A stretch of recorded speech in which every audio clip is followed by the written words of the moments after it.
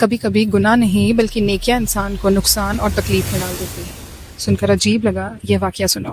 بنی اسرائیل میں 2 آدمی تھے، ایک عبادت میں مشہور، لوگ اسے دیکھتے تو کہتے ماشاءاللہ کتنا نیک انسان ہے، اور پھر ایک دوسرا آدمی تھا گناہوں میں مشہور، ایسا شخص جسے دیکھ کر لوگ امید چھوڑ دیتے تھے۔ ایک دن اس عبادت گزار نے اس گنہگار کو دیکھا اور اسے دیکھ کر کہا، اللہ کی قسم اللہ تمہیں کبھی معاف نہیں کرے گا۔ صرف ایک جملہ، پر اس جملے میں ایسی بات چھپی تھی جو اللہ کو بالکل پسند نہیں آئی۔ اس نے اللہ کی رحمت کو محدود سمجھ لیا۔ اس نے ایک انسان کی کہانی کا آخری صفحہ خود لکھ دیا۔ اس نے سمجھا کہ وہ جانتا ہے اللہ کس کو معاف کرے گا اور کس کو نہیں، جیسے اللہ کی رحمت کی کوئی حد ہو، جیسے کسی انسان کی کہانی ختم ہو چکی۔ لیکن پھر اللہ تعالیٰ نے فرمایا، کون ہے جو میری طرف سے قسم اٹھا رہا ہے کہ میں فلاں کو کبھی معاف نہیں کروں گا؟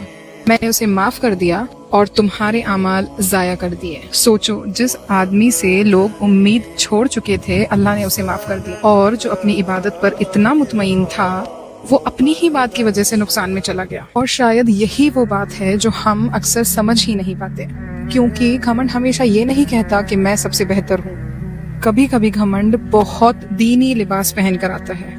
کبھی وہ کہتا ہے میں تو ایسا کر ہی نہیں سکتا، کبھی وہ کہتا ہے اس کا کچھ نہیں ہو سکتا، کبھی وہ کہتا ہے اللہ اسے معاف نہیں کرے گا، اور کبھی وہ صرف اتنا کہتا ہے کم از کم میں اس کے جیسا تو نہیں۔ یہیں سے مسئلہ شروع ہوتا ہے، کیونکہ جب ہم کبھی کبھی گناہ نہیں بلکہ نیکیاں انسان کو نقصان اور تکلیف میں ڈال دیتی ہے۔ سن کر عجیب لگا، یہ واقعہ سنو۔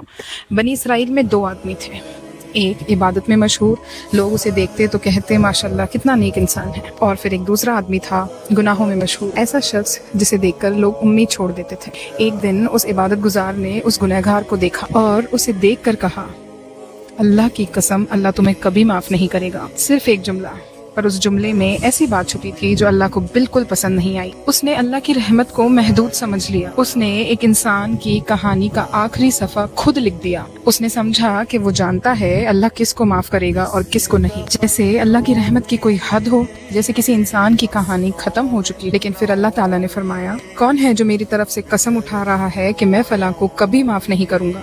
میں نے اسے معاف کر دیا اور تمہارے اعمال ضائع کر دیے۔ سوچو، جس آدمی سے لوگ امید چھوڑ چکے تھے اللہ نے اسے معاف کر دیا، اور جو اپنی عبادت پر اتنا مطمئن تھا وہ اپنی ہی بات کی وجہ سے نقصان میں چلا گیا۔ اور شاید یہی وہ بات ہے جو ہم اکثر سمجھ ہی نہیں پاتے، کیونکہ گھمنڈ ہمیشہ یہ نہیں کہتا کہ میں سب سے بہتر ہوں۔ کبھی کبھی گھمنڈ بہت دینی لباس پہن کر آتا ہے۔ کبھی وہ کہتا ہے میں تو ایسا کر ہی نہیں سکتا، کبھی وہ کہتا ہے اس کا کچھ نہیں ہو سکتا، کبھی وہ کہتا ہے اللہ اسے معاف نہیں کرے گا، اور کبھی وہ صرف اتنا کہتا ہے کم از کم میں اس کے جیسا تو نہیں۔ یہیں سے مسئلہ شروع ہوتا ہے، کیونکہ جب ہم